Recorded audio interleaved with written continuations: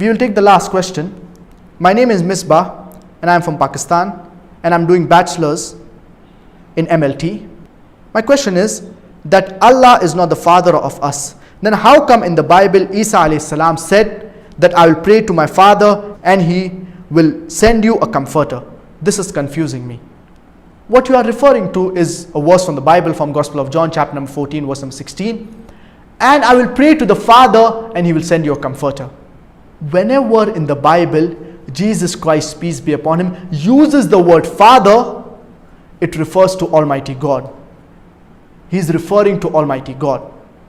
So in the Bible, this word Father, when it is used by Jesus Christ, peace be upon him, it is referring to no one but Almighty God. In the Bible, Almighty God, he has got sons by the tons. Ephraim was the son of God.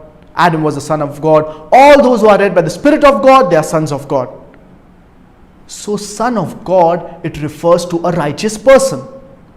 It refers to a person who follows the commandments of Almighty God. And many people, they say that Jesus Christ, peace be upon him, he is not a normal son, but he is a begotten son. And they quote the verse of the Bible in the Gospel of John chapter number 3 verse number 16. For God so loved the world that he gave his only begotten son. Whosoever shall believe in him shall not die but have everlasting life. Now this word begotten, according to 32 scholars of the highest eminence, backed by 50 different cooperating denominations, they say that this word begotten, it is a concoction, it is a fabrication, and they have thrown it out of the Bible.